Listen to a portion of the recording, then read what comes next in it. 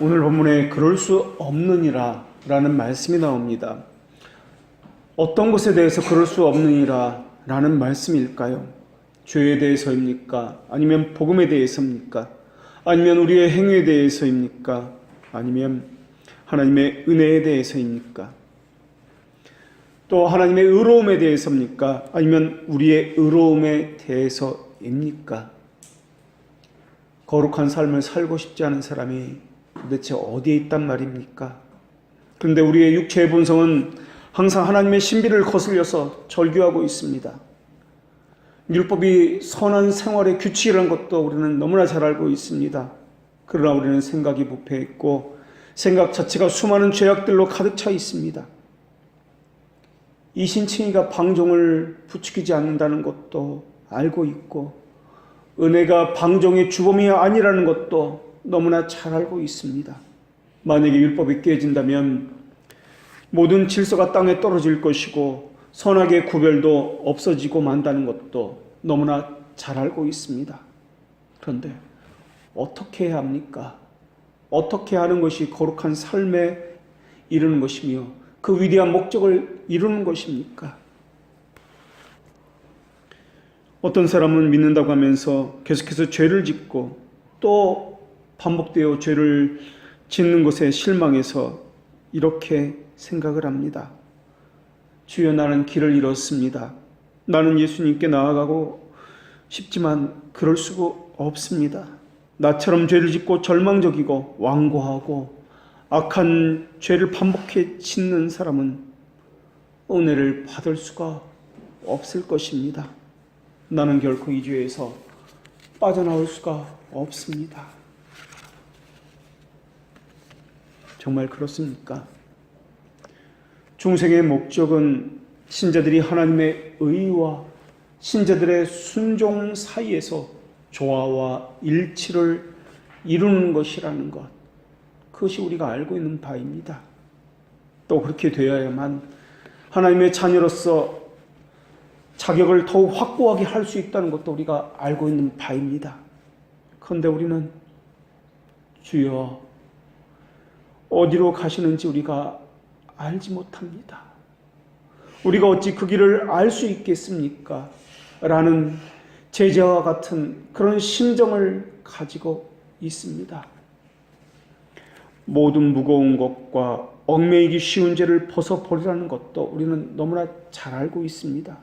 그런데 도대체 어떻게 해야 하는 것입니까? 이런 고민을 가진 사람에게 우리는 어떤 말을 해 주어야 하는 것입니까? 반복적인 죄를 짓는 것을 보니 내 자신이 과연 하나님의 자녀인지 모르겠다고 그들은 고통스러워하고 있습니다. 그들에게 어떠한 말을 해줄 수 있습니까? 불신앙이라는 것은 하나님에게 떨어져서 죄악을 마음에 품는 것입니다. 그런데 우리의 지성과 정서는 계속해서 죄를 갈망하고 있습니다. 새로운 피조물이 되었다고 그러는데 새로운 피조물은커녕 하나님을 알면 알수록 더한 죄책감만 들어갑니다. 하나님이 누군지 모르고 교회 다닐 때는 그렇게 잘하던 기도가 하나님에 대해서 점점 알면 알아갈수록 기도조차 나오지 않을 정도가 되었습니다. 너무나 힘겹습니다. 저 안식에 들어가기를 힘써야 한다는 것도 잘 알고 있습니다. 도대체 안식이라는 것은 우리에게 가당키나 하는 말이냐 하는 것입니다. 우리도 순종하지 않는 자들에게 본의 그러한 빠지지 않으려고 합니다. 그런데 안 됩니다. 어떻게 해야 합니까? 그렇다면 또 왜 안 되는 것입니까? 우리는 항상 완전을 생각하기 때문에 그렇습니다. 기도를 해도 마찬가지입니다. 죄를 짓지 않으려고 하는 것도 마찬가지입니다.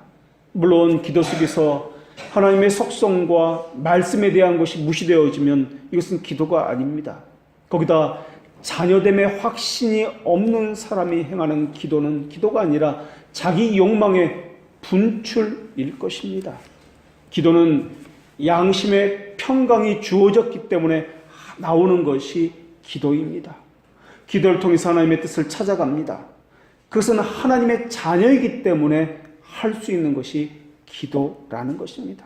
그런데 하나님은 그러한 미흡한 기도조차 하나님께 바르게 하려는 갈망으로 만들어주셔서 오직 하나님의 자비하심에 의해서만 예수 그리스도 안에서 그런 미흡한 기도조차 받아주신다라는 것입니다. 마치 삼손의 마지막 기도도 들어주신 것처럼, 그리고 악한 왕이었던 아합 왕의 간구조차 들어주신 것처럼 말입니다. 참으로 우리는 측량할 수 없을 만큼 악하고 죄를 수없이 범하였습니다. 그런데 우리가 여기서 잊고 있는 것이 그리스도의 멍에라는 것과 죄의 멍에라는 차이를 잊고 있습니다. 우리는 율법을 지켜야 합니다. 또 율법을 지키라는 의무는 믿는 자는 믿지 않는 자에게나 동일합니다. 그런데 믿는 자와 믿지 않는 자들의 차이가 있는데, 그 차이는 믿는 자들에게는 율법의 저주가 제거되었다라는 것입니다. 그러나 예수 그리스도의 은혜 밖에 있는 사람에게는 모두가 이 저주가 해당됩니다. 율법을 지키지 못하면 그에 대한 형벌과 책임을 져야 하기 때문에 그렇습니다. 그러나 믿는 자에게는 죄에 대해서 영적인 책임과 형벌이 주어지지 않습니다. 죄에 대한 책임이 사라졌기 때문에 그렇습니다. 그래서 하나님은 두렵고 떨림으로 너희의 구원을 이루라고 말씀하셨습니다. 이 말씀은 자기의 의를 제거하라는 말씀입니다. 이 말씀은 아무것도 하지 말라는 말씀이 아니라 잠잠히 하나님께서 행하시는 구원을 바라라라는 말씀입니다. 잠잠히 기다린다는 것, 여기는 두 가지 의미가 있는데, 두 가지 것이 있는데, 하나는 정말 아무것도 하지 않는 것을 이야기하는 경우도 있습니다. 또 다른 하나의 경우는 자기 자신 안에 믿을 능력이 있다는 생각 자체를 없애는 것을 의미합니다. 이것은 자기에게 실망하고 절망하는 사람이 되어야 한다는 뜻입니다. 내 자신이 무엇인가 안다는 생각, 내가 무엇인가 할 수 있다는 생각이나 그런 여지를 만들려고 하는 모든 싹을 제거하는 것을 이야기합니다. 여기서 잠잠히 있다는 것은 수단을 버리라는 말이 아니라 수단을 신뢰하지 말라는 뜻입니다. 다시 말하면 수단을 사용해도 그 수단을 믿지 말아야 하며 그 수단 때문에 이루어졌다고 생각하지 않는다는 것을 의미합니다. 예를 들어서 금식 기도를 해서 병이 나았다 생각해 봅시다. 그러면 어떤 사람은 금식 기도했다는 것을 모두에게 객관화시킵니다. 그래서 모든 사람에게 적용해서 금식 기도하면 병이 나을 것이라고 그렇게 말을 합니다. 이렇게 모두에게 객관화시켜서 적용을 하면은 금식 기도는 그 교회의 전통이 될 수도 있습니다.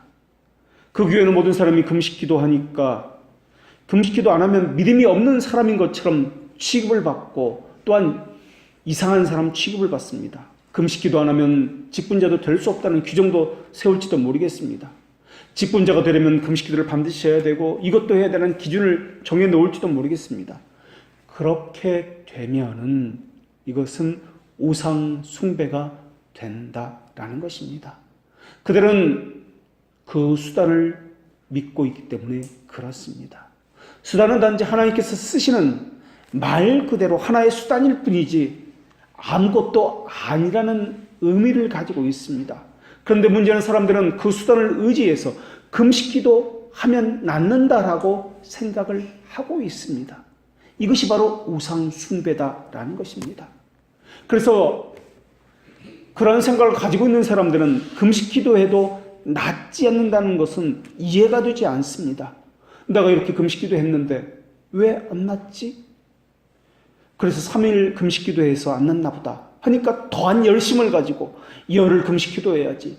열흘 금식기도해도 안 낫으니까 열흘 가지고 안 되나 보다. 성경에서 40일 기도해라 했으니까 40일 금식기도해야지. 이렇게 더한 열심을 가지고 자신을 얽매이게 하고 또 채찍질하는 합니다. 그래도 안 나으니까 하나님을 의심하고 믿음에서 물러나는 것입니다. 그들의 출발은 잘못된 믿음에서 출발했기 때문에 그러합니다. 믿음이 자기 자신에게서, 자기의 행위에서 나오기를 기대해선 안 되는데도 불구하고 그들은 어떤 수단을 의지하면서 자기 행위에서 믿음을 얻기를 간구했던 것입니다. 나오기를 기대했던 것입니다. 믿음은 오직 하나님의 은혜이기 때문에 하나님께서만 나올 수 있습니다. 말씀에 대한 순종 역시 마찬가지입니다. 믿음은 최선을 다해서 노력을 하게 하지만 그 노력을 의지하는 것이 아니라 하나님의 역사를 기대하는 것입니다. 믿음은 그 일이 성취되었다 해도 그 노력 때문에 이루어진 것이 아니라 하나님께서 이루셨다는 것을 잊지 않도록 하는 것이 믿음입니다. 그런데 어떤 사람들은 하나님을 향한 열정과 믿음을 동일시합니다. 그래서 하나님을 향한 열심은 믿음에 적대적이지 않을 것이라고 생각을 합니다. 그러나 그들이 추구하는 믿음은 어떤 믿음인지를 분별을 해야 할 것입니다. 하나님은 로마서 10장 2절에서 그들이 하나님께 열심히 있으나 올바른 지식을 따른 것이 아니니라 라고 말씀해 주셨습니다. 그들도 하나님을 향한 열심은 있습니다. 그러나 그 열심은 믿음을 따른 것이 아니다 라는 것입니다. 이 말씀은 열심을 버리라는 말씀이 아니라 믿음을 따르라는 열심을 가져라 라는 것입니다. 그러면서 10장 3절에 계속해서 이어서 이들은 하나님의 의에 복종하지 아니하였느니라 라고 말씀하고 있습니다. 하나님께서는 열심을 가지되 하나님의 의에 복종하는 열심을 가지라 라고 우리에게 말씀해 주셨다라는 것입니다. 또 우리 주님께서는 요한복음 5장 44절에서 너희가 서로 영광을 취하고 유일하신 하나님에게서 오는 영광은 구하지 아니하니 어찌 나를 믿을 수 있느냐라고 말씀해 주셨습니다. 과거에 속한 의든 앞으로 있어질 장래에 속한 모든 노력이든 우리에게서 나오는 모든 것은 믿음을 획득하는 데 도움을 주지 못하고 오히려 믿음을 얻는데 장애물이 되고 가로막는 원수가 된다라는 것입니다. 자기 열심으로는 자기 의를 가질 수밖에 없습니다. 사탄은 우리의 열심을 믿음이라고 착각하게 만들고 있습니다. 속이게 하고 기만당하게 만들고 있습니다. 바리새인들도 자신이 의롭다고 생각했습니다. 자신의 열심을 보고 자기 의를 보고서 말입니다. 그러나 바리새인들은 믿음에서 동떨어졌고 그들은 그리스도께 나오는 믿음을 가지지 못했습니다. 우리 주님도 바리새와 같은 자들을 부르러 오지 않으셨다고 말씀해 주셨습니다. 이것은 복음도 마찬가지입니다. 우리 주님께서 뭐라고 말씀하셨습니까? 경건하지 아니한 자를 의롭다 하심을 믿는 것을 믿으리라 라고 말씀해 주지 않으셨습니까? 여러분이 완전하게 하려면 영원히 실패할 것입니다. 여러분이 죄를 안 지으려고 하는 한 계속해서 이 땅에서는 실패를 맛볼 것입니다. 그리고 사탄은 여러분이 실패한 것을 가지고 여러분을 계속해서 책망할 것입니다. 하나님도 여러분을 책망하시지만 사탄도 여러분을 책망할 것입니다. 그러나 하나님은 그 책망을 통해서 그래서 예수 그리스도께 나오라고 말씀하고 계시지만은 사탄은 그 책망을 통해서 그래서 너는 하나님의 은혜를 받을 수 없을 것이니 예수 그리스도로부터 멀어지라고 그렇게 이야기할 것입니다. 하나님은 여러분에게 완전을 요구하시는 분이 아니십니다. 여러분 이 땅에서 완전할 수도 없을 것입니다. 여러분은 여전히 죄 가운데 있을 것입니다. 하나님께서 여러분에게 요구하시는 것은 완전하는 요구가 아니라 예수 그리스도를 의지하라는 말씀입니다. 그런데 어떤 사람은 자기 몸을 괴롭히는 데는 열심인 사람이 있습니다. 그리스도의 구속으로 우리가 자유함을 입었다고 하는데 어떤 사람은 거룩함에 대한 열심 때문에 오히려 더 속박하고 이전보다 더 고통스러워합니다. 주님께서 우리에게 요구하신 것이 과연 이러한 것들이겠습니까? 애굽에서 풀려났는데 오히려 그전보다 더 속박과 억압이 있다면 그것을 어떻게 자유인이 된 것이라고 말할 수 있겠느냐 하는 것입니다.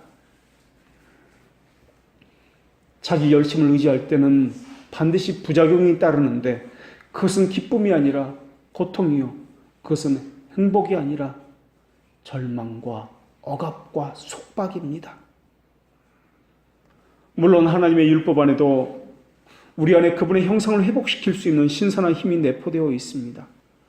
그러나 아무리 회개했다 할지라도 자기의 열심으로는 그릇된 길에 들어설 수밖에 없다라는 것입니다. 성경의 교훈에는 두 가지 중요한 양상이 있습니다. 첫째는 우리 본성 안에는 의에 대한 사랑이 전혀 없다라는 것입니다. 그러나 예수 그리스도로 인해서 예수 그리스도의 의가 우리 안에 주입되어 확립될 수 있다는 것을 가르치고 있습니다. 두 번째는 의에 대한 열심을 가지게 된다면 정처 없이 방황하지 않도록 준칙을, 하나님의 말씀이라는 준칙을 따르게 된다는 것입니다. 무질서의 하나님이 아니라 질서의 하나님이기 때문에 그렇습니다. 우리는 길을 잃은 양들같이 흩어져서 이 세상의 미래를 헤매고 다녔지만 하나님께서는 우리를 다시 불러주셔서 하나님을 만나게 하셨습니다. 그런데 우리의 모습을 보십시오. 아직도 어떤 사람은 출애굽하지 못한 백성처럼, 아니 그 이전의 애굽 생활의 그 상황보다도 더 자신을 올가매고 더 속박하고 힘겨워하고 있습니다.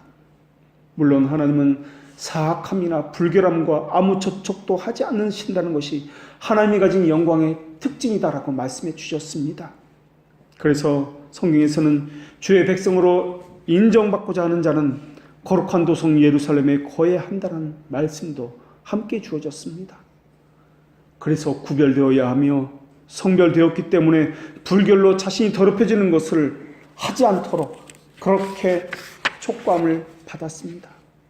그래서 하나님께서는 시편 기자를 통해서도 하나님의 장막에 유할 자는 흠이 없고 의를 구하는 자라고 말씀해 주셨습니다. 하나님께서 거하시는 성소가 마구간같이 오물이 가득하다는 것을 하나님의 거룩에는 합당하지 않기 때문에 그렇습니다. 우리도 우리 자신이 죄악되다는 것을 너무나 잘 알고 있습니다. 그렇다면 우리는 어떻게 해야 하나님의 성소인 예루살렘에 거할 수 있단 말입니까? 어떻게 해야 하나님의 임재 가운데 우리가 거할 수 있습니까? 복음적 신앙은 하나님께 나올 때 생수를 마시고 싶어하는 목마름의 욕구를 가지고 나오는 것입니다. 그러나 어떤 사람은 자신의 모든 의가 파탄됐다는 것을 알고 있으면서도 자기 의로 일어서려고 노력을 합니다. 자기가 일어서서 자기 두 발로 그리스도께 도달할 것이라고 생각을 하고 있습니다. 그러면서 자신도 모르게 어느새 행위로서 믿음을 추구하는 사람들이 있습니다. 그러나 우리 주님께서 우리에게 무엇이라고 말씀하셨습니까? 그런즉 원하는 자로 말미암음도 아니요 다른 박질하는 자로 말미암음도 아니요 오직 긍휼히 여기시는 하나님으로 말미암음이라 라고 말씀해 주지 않았습니까? 또 다른 곳에서는 자기가 옳다 하는 바로 자기를 정죄한다라고 말씀해 주셨습니다. 우리가 실패하는 이유가 무엇입니까? 그것은 믿음이 무엇인지 몰라서입니다. 믿음은 하나님에 대한 그 호의에 대한 확실하고 확고한 지식이라고 우리가 배웠습니다. 실패는 성공하지 않았다는 말인데 성경에서 말하는 의라는 것은 죄가 완전히 없어지는 것을 말하고 있지 않습니다. 죄는 여전히 있습니다. 그러나 가리움을 받았다는 뜻입니다. 가리움을 받았기 때문에 내가 가진 선만 가지고 평가를 받는다는 뜻입니다. 죄를 저지른 것은 전혀 고려되지 않는다는 뜻. 이것이 성경에서 우리에게 말씀하시는 의의 개념입니다. 이스라엘은 믿음의 방도가 아니라 다른 방도로서 가나안에 들어가려고 했기 때문에 그들은 결국에는 가나안에 들어가는 것을 연기가 되었습니다. 만일 이스라엘이 하나님의 방식으로 행했더라면 원수들은 모두 멸망당했을 것이고 이스라엘은 바로 출애굽한 바로 가나안에 들어가게 되었을 것입니다. 그러나 이스라엘은 하나님의 방식을 거절하고 자기의 방식으로 가나안 땅에 들어가려고 했습니다. 그래서 이스라엘 백성은 민수기 14장 40절에서 우리가 하나님께 범죄했다고 고백을 하지만은 그 범죄를 씻기 위해서 이번에는 자기의 열심을 가지고 하나님을 향한 열심을 내기 시작합니다. 죄를 지으면 그 죄를 씻기 위해서 하나님께 용서를 구하고 하나님을 향한 열심을 낼 수가 있습니다. 그런데 이스라엘 백성은 자기 열심을 가지고 하나님을 향해서 나아가려고 하고 있습니다. 이스라엘은 하나님의 말씀을 따르는 것이 아니라 하나님께서 우리와 함께 하신다는 단지 자신들의 신념을 가지고 가나안 땅에 전쟁을 하러 들어갑니다. 하나님께서 우리와 함께 하시기 때문에 우리는 모든 것을 이길 것이다 라고 생각을 합니다. 그러면서 자기의 방식을 행함으로써 자기의 방식을 가지고 나아갑니다. 그런데 결국 이스라엘은 거기서 패했습니다. 하나님은 그로 인해서 이스라엘을 다시 홍해 바닷가로 돌아가게 하십니다. 처음 출발했던 그곳으로 되돌려 놓으셨습니다. 광야길을 따라서 이제 바로 가나안 땅이 코앞인데 그 전쟁에서 실패하고 처음으로부터 돌아가서 다시 시작해야 합니다. 그래서 고단한 광야 40년의 그 시간이 시작이 되는 것입니다. 이스라엘 족속이 자신들의 영혼과 노력을 믿음을 일으키는 하나님의 방식에 굴복시키지 않고 자기 힘으로 믿음을 일으키려고 시도했던 까닭에 뒤로 내팽개쳐졌던 것입니다. 이것은 우리의 모습과 흡사합니다. 이렇게 신자가 되었는데 또다시 내가 죄를 짓게 되다니 나는 도대체 어떻게 해야 한단 말인가? 결국 자기의 열심을 가지고 하나님을 믿는 우를 범하게 되는 경우가 허다하다는 것입니다. 이렇게 하면 안 되지 하면서 더한 열심을 냅니다. 그러나 그 열심을 통해서 더한 실패와 고통과 절망을 경험하게 됩니다. 이스라엘 백성은 40년 동안 광야 생활을 하게 됩니다. 돌고 돌아서 고난과 고통 속에서 자기를 부인하는 법을 그제서야 배우게 됩니다. 비로소 자기를 의지하지 아니하고 40년이 지나서야 자기를 낮추신 하나님의 은혜를 경험하게 되고 그제서야 가나안 땅에 들어갈 적절한 자격을 갖추게 됩니다. 이것은 우리에게도 마찬가지입니다. 어떤 사람은 질병에 걸려서 자기 부인이 어떤 것인지를 배우게 됩니다. 어떤 사람은 사업의 실패를 통해서 자기는 벌레와 같고 아무것도 아니라는 것을 배우게 됩니다. 어떤 사람은 자녀 때문에, 어떤 사람은 인간관계 때문에 각자 자기 나름대로 하나님의 섭리 안에서 자기를 부인하는 법을 배우게 됩니다. 그 길이 얼마나 고통스럽습니까? 그 길이 얼마나 나그네 험한 길이겠습니까? 그러나 그것이 은혜이지 않습니까? 가나안 땅으로 들이기 위해서 우리를 낮추시는 하나님의 방법이지 않습니까? 우리를 왜 낮추신 것입니까? 예수 그리스도의 의를 붙들게 하기 위해서가 아니겠습니까? 하나님께서 우리의 추함을 보게 하시는 데는 두 가지 방법을 사용하십니다. 하나는 하나님의 말씀과 성령의 빛을 통해서입니다. 또 하나는 마귀의 시험을 통해서입니다. 햇빛을 비추어서 옷에 묻은 먼지와 얼룩을 보게 하는 방식이 하나님의 방식입니다. 그러나 사탄은 우리 안에서 죄의 광기를 일으킵니다. 사탄은 믿음의 증거를 어둡게 하고 우리의 영혼을 정죄합니다. 심지어 우리 주님도 사탄에게서 자신을 섬기며 하나님을 모독하라는 시험을 받았습니다. 사람들은 자기가 악하다는 사실을 모릅니다. 죄를 짓는 자유의지만 있다는 것을 그들은 부인합니다. 그러면서 어떤 사람들은 자기 자신은 자신을 구원할 힘이 전혀 없다는 것을 알고 있다고 고백하면서도 자신을 구원해 줄 예수 그리스도를 얻기 위해서 자신의 힘으로 나아가면 된다고 생각합니다. 이런 이들은 결코 죄를 이기지 못할 것입니다. 새로운 피조물이 되었다는 뜻은 관계의 변화를 의미합니다. 죄가 완전히 없어졌다는 말이 아닙니다. 그러나 아르미우스주의자들은 새로운 피조물이 되었다는 의미를 다 변했다, 할 수 있다라는 의미로 받아들입니다. 중생은 의지의 변화입니다. 모든 것이 다 변한 것이 아닙니다. 영의 기능 모든 것이 다 전환됐다는 의미가 아닙니다. 여전히 감정과 지성은 변하지 않았습니다. 여전히 의지는 약해서 넘어지고 감정에 따라 행하기도 합니다. 여전히 감정과 지성은 죄 가운데 있기 때문에 그렇습니다. 열심히 특심인 사람들은 금식과 같이 자기의 몸을 괴롭게 하는 방법으로 죄를 죽여서 보려고 그렇게 노력을 했습니다. 그래서 수도원도 만들고 순례의 길도 만들고 수많은 고행의 방법을 만들어냈습니다. 그것은 마치 영주의자들과 같이 육체를 금하면 영이 산다고 생각하는 것과 마찬가지 방식이었습니다. 그런 노력에도 불구하고 죄는 다시 보란듯이 일어났습니다. 그럴 때 절망에 빠졌고 양심의 가책은 불일 때 일어나서 더 고통스럽게 했습니다. 이로 인해서 신앙도 욕을 먹었고 방해를 받았습니다. 이런 일이 일어나지 않기를 바라고 있지만 이런 일들은 우리 안에서 늘 일어나고 있습니다. 그래서 우리는 늘 낙심합니다. 세상도 우리를 향해서 낙심한 사람들이라고 우울증 환자라고 그렇게 조롱합니다.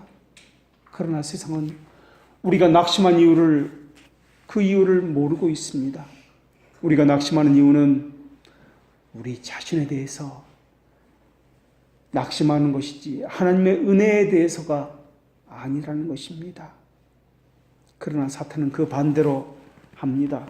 하나님에 대해서는 낙심하고 자기 자신에 대해서는 의지하라고 말하고 있습니다.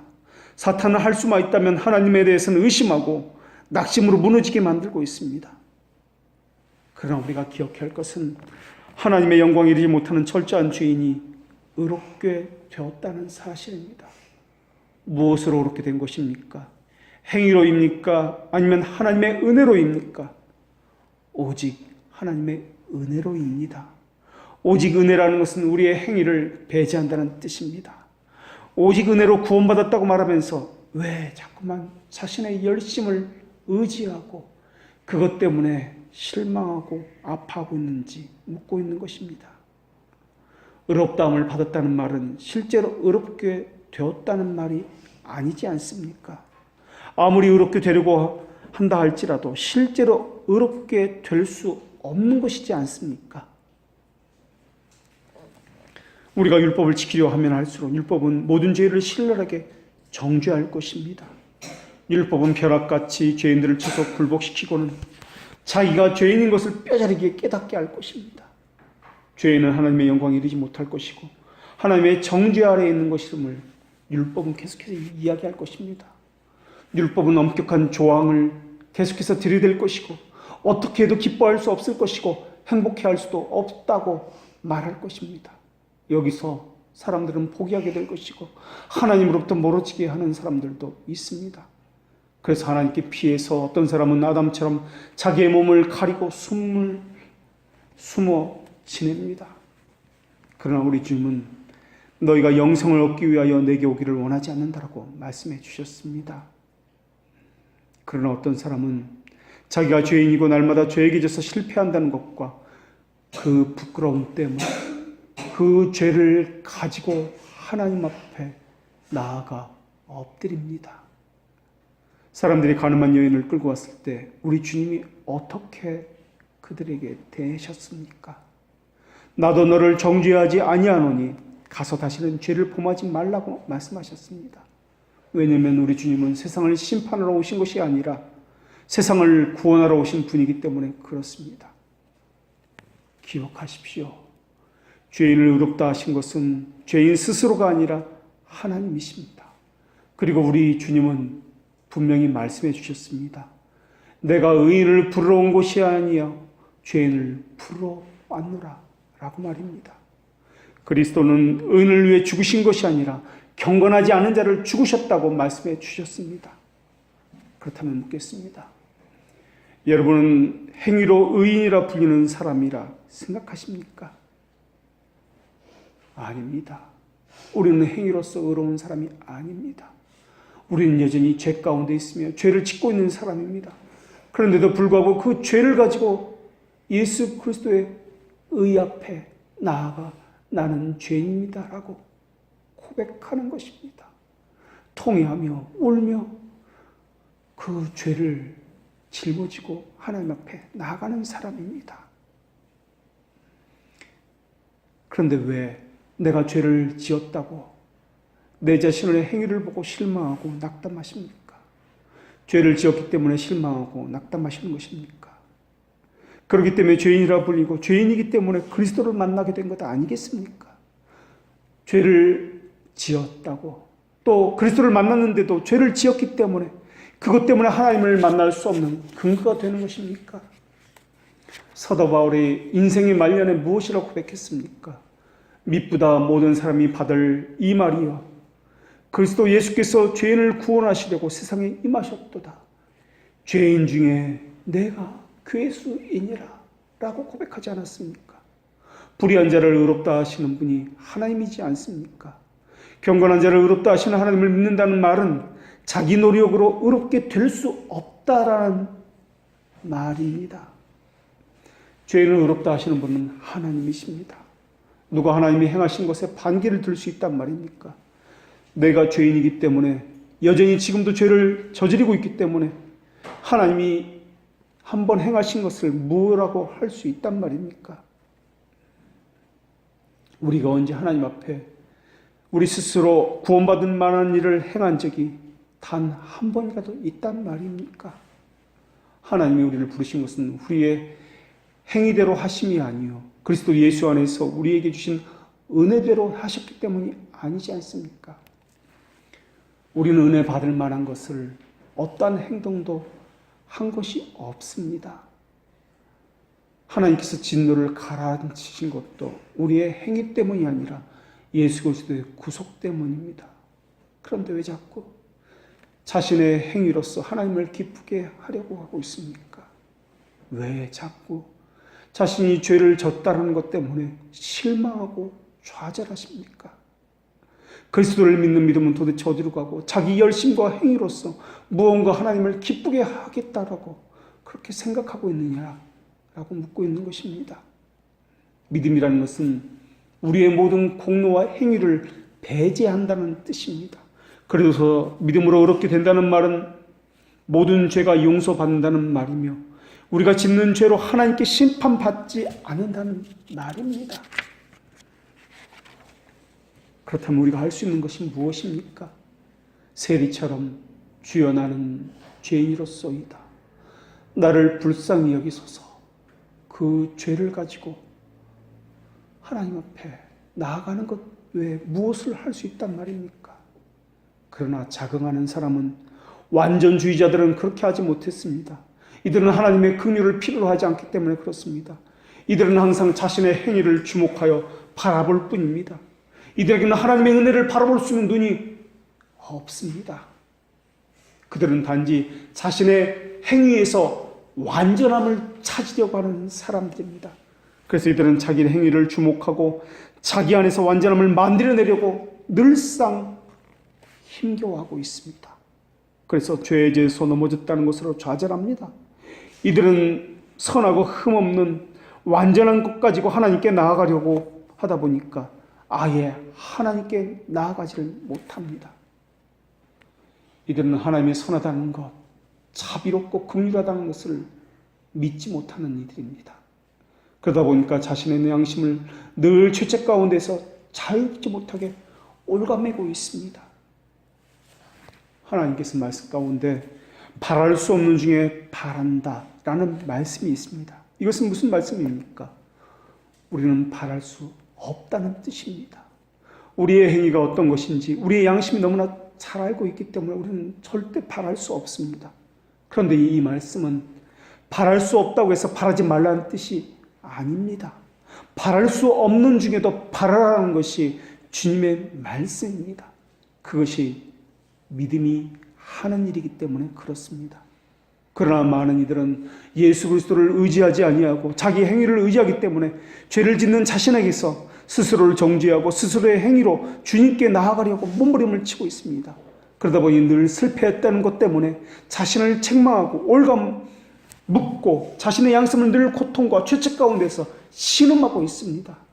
하나님의 자비하심과 긍휼하심을 주목하는 것이 아니라 자기의 행위를 주목하고 있다라는 것입니다. 이 말은 자신의 양심을 무디게 하라는 말이 아닙니다. 자신의 양심을 하나님의 선하심과 하나님의 자비하심에 선을 잇대어 대라라는 것입니다. 죄로 더럽혀진 그 양심을 가지고 하나님의 자비하심에 호소하라라는 것입니다. 이것은 자기 죄에 대해서 면죄부를 주라는 말이 아닙니다. 하나님의 섭리를 기대하라는 말이며 하나님의 약속을 의지하라는 말입니다. 하나님께서 우리를 자녀로 삼아 주셨습니다. 이 약속 안에는, 이 선언 안에는 우리를 거룩하게 하신다는 약속도 함께 들어 있다는 것을 믿어야 한다는 것입니다. 믿음은 그리스도 안에 있는 부활을 발견하게 합니다. 그러나 불신은 자기 행위 안에서 부활을 발견하라고 그렇게 요구합니다. 믿음은 하나님의 안에서 선을 발견하라고 요구하지만은 불신은 자기 자신의 행위 안에서 선을 발견하라고 요구하고 있습니다. 자기 자신 안에서 완전을 바라보라고 요구하고 있습니다. 믿음은 우리가 낙심할 때도 위로를 주지만은 불신은 잘 가고 있을 그 사람도 넘어뜨리는 것이 불신입니다. 믿음은 우리가 하나님의 은혜를 벗어나면 하나님께 다시 가까이 가게 만들지만은 불신은 하나님께 다가가고 있는 우리를 하나님으로부터 멀리 떼어놓게 만들고 있습니다. 믿음은 하나님께서 주시지 않으면 기다리게 만듭니다. 그러나 불신은 하나님이 조금이라도 지체하시면 즉시 모든 것을 포기하게 만들고 하나님을 원망하고 대적하게 만들고 있는 것입니다. 믿음 우리에게 있는 수많은 의심과 싸워서 하나님의 자비하심에 잇대어서 그 모든 수많은 시험과 유혹을 이기라고 말씀하고 있습니다. 그래서 믿음은 바랄 수 없는 중에 바라는 것이며 확신을 주시는 하나님의 긍휼하심을 의지하는 것이라고 말씀하고 있습니다. 더군다나 하나님께서 우리에게 이미 말씀하지 않았습니까? 너희는 죄 아래 있지 아니하고 은혜 아래 있는 차라고 말입니다.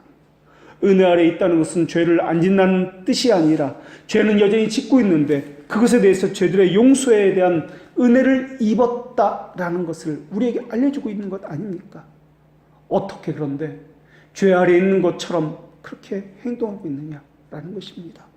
죄들의 용서를 받았다고 이야기하면서도 여전히 스스로를 정죄하고 있습니다. 여전히 고통 가운데서 자신을 올가매고 있으며 자신의 양심을 그렇게 속박하고 있습니다.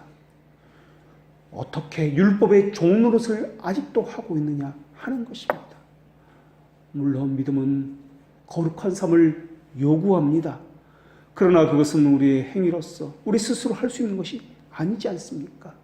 신자는 분명히 선한 열매를 맺어야 합니다. 그러나 이것은 우리의 열심으로 맺을 수 있는 것이 아니지 않습니까? 여기서 말하고자 하는 의는 그리스도에 속지 않은 의라는 것을 우리가 알고 있지 않습니까? 행위의 의로서는 우리가 거룩해질 수도 없고 완전해질 수도 없습니다. 우리가 그리스도께 나아가서 죄들의 용서함을 받고 싶어하는 이유가 무엇입니까? 죄에게 더 이상 종노릇을 하지 아니하고 속박으로부터 벗어나서 자유인이 되는 것 아니겠습니까? 그런데 우리의 초점은 우리의 행위에 있는 것이 아니라 하나님의 자비하심에 두어야 하는 것 아니겠습니까? 모든 죄 중에 가장 큰 죄는 예수 그리스도의 보혈을 멸시하는 죄입니다. 그리스도께서 우리에게 주신 것이 두 가지 있는데 하나는 우리의 죄들을 다 용서하시겠다는 약속의 말씀입니다. 지금까지 지은 죄도 앞으로 지을 죄도 다 용서하시겠다는 죄들의 용서에 관한 약속입니다. 하나님께서 용서하셨는데 우리는 용서하지 못하고 있습니다. 다른 사람에 대해서도 그러하지만 자기에 대해서는 더더욱 철저히 속박하고 억압하고 있습니다. 또 한 가지 약속은 그리스도의 의를 전가해 주셨다라는 것입니다. 그리스도의 의의 전가를 받았기 때문에 의로운 삶을 살게 된다는 약속도 죄들의 용서와 함께 주셨다라는 것입니다. 성부 하나님은 성도를 의롭다고 하실 때 그들을 거룩하다 하시기로 작정을 하셨습니다. 그러나 이것은 성도의 행위로서가 아닙니다. 이는 그리스도의 영으로서 그분의 의의 전가를 통해서라는 것입니다. 이것을 이중적 은혜라고 이야기하는데, 이중적 은혜라는 것은 그리스도의 의의 전가의 단회성과 계속성을 이야기합니다. 죄들의 용서는 칭의요, 의의 전가는 성화를 의미하며, 단회성은 또한 칭의를 의미하며 계속성은 성화를 의미합니다. 그렇다면 묻겠습니다. 이 계속성은 우리의 행위로 말미암는다고 생각하십니까? 아니면 우리 안에서 행하시는 그리스도의 의로움으로 말미암는다고 생각하십니까? 이것은 우리의 본성에 따른 것이 아닙니다. 성부 하나님은 의의 전가를 의롭다 하시고, 성자 하나님은 예수 그리스도의 의를 우리에게 전가시키고, 성령 하나님은 전가의 능력으로 우리에게 의로움을 적용시키시는 분이십니다. 그래서 구원은 그리스도의 의의 전가의 전체적인 과정 속에서 파악되어야 합니다. 이것을 거룩하고 신비한 연합의 은총이라고 이야기합니다. 그래서 믿음은 책망하고 꾸짖음을 받아도 하나님의 사랑을 깨닫게 만듭니다. 그러나 불신은 하나님이 우리를 사랑한다고 말해도 거기서 진노와 두려움과 고통을 만들어냅니다. 복음은 하나님의 의가 그리스도 안에서 우리와 교통한다고 증언하고 있습니다. 믿는 자는 이것도 믿어야 합니다. 우리는 알 수 없습니다. 하나님의 신비에 속합니다. 그러나 하나님의 영은 우리 안에서 우리를 거룩하게 빚어가고 있다라는 사실을 믿어야 한다라는 것입니다. 불신은 이런 일이 어찌 있으리오라고 말을 하지만은, 믿음은 세세토록 영광이 주께 있나이다 라고 말을 할 것입니다. 우리는 우리가 보기에 형편없습니다. 매일 죄 가운데 넘어지는 것 같고, 우리는 반복해서 죄를 짓고 있습니다. 그러나 우리는 우리의 행위를 주목하는 사람들이 아니지 않습니까?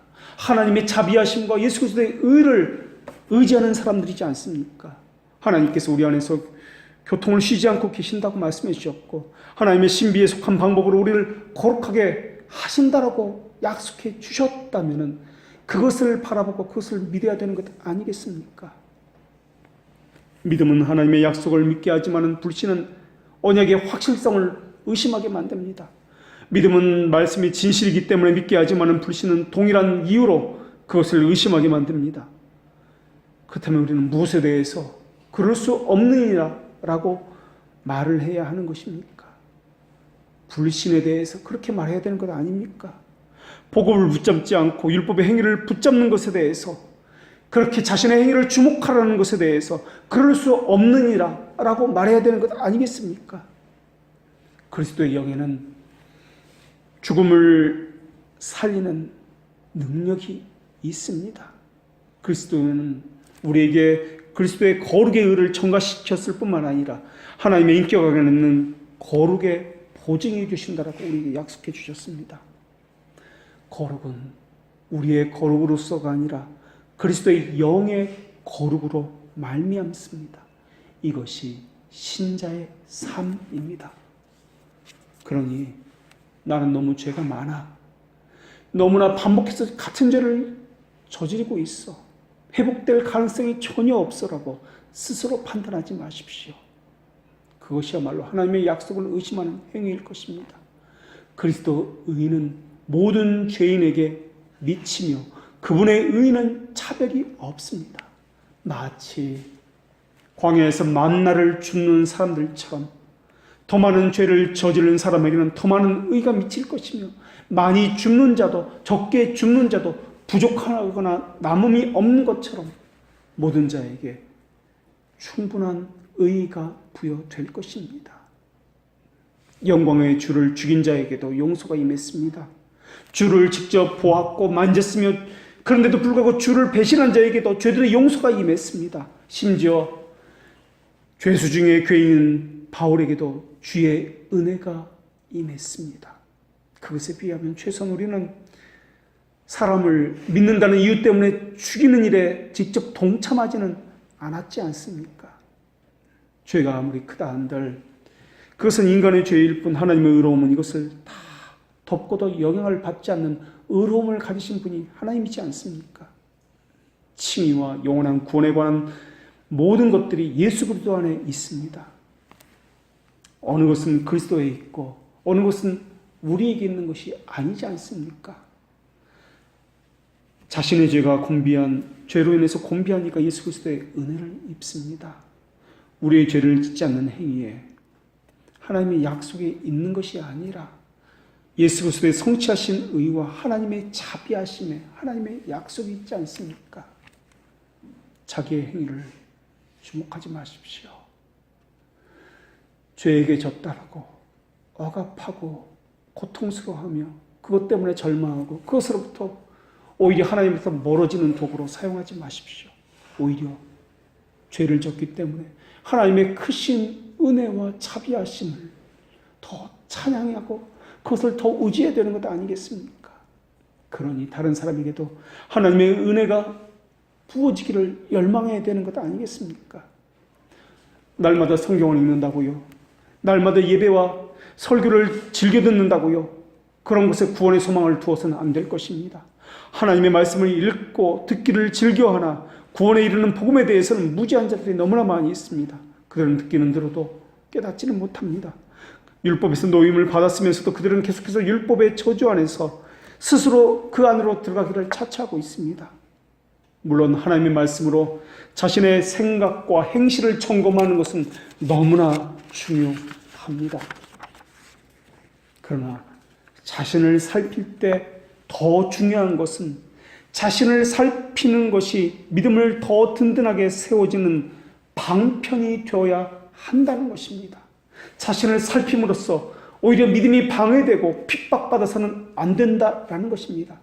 자신을 살핀다고 하면서 사람들은 하나님의 긍휼하심과 자비하심과 그 크기와 높이와 그 넓이와 깊이에 대해서 생각하지 않습니다.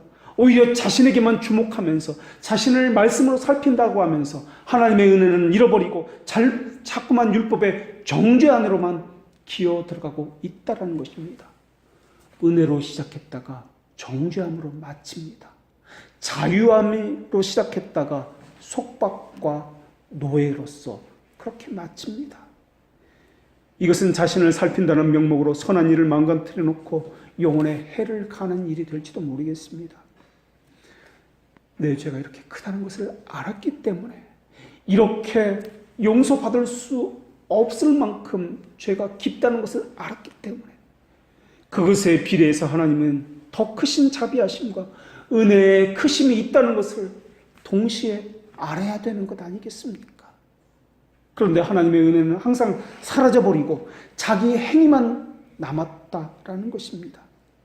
죄에 대해서 실패한 자기만 남고 하나님의 은혜와 예수 그리스도의 그 크신 그 약속은 저버리고 있습니다.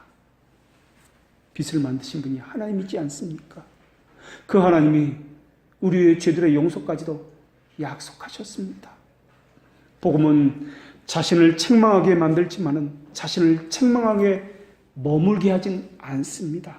복음에는 항상 죄들의 용서에 대한 하나님의 크신 은혜에게까지 나아가게 만든다라는 것입니다. 나 같은 흉악한 죄인을 구원하실까 의심하지 마십시오. 예수 그리스도는 자기 백성 모두를 구원하십니다. 가난하고 궁핍한 자가, 죄에 대해서 애통해야 하는 자가, 그것을 가지고 예수 그리스도 앞에 나아가는 자가 그것을 얻습니다.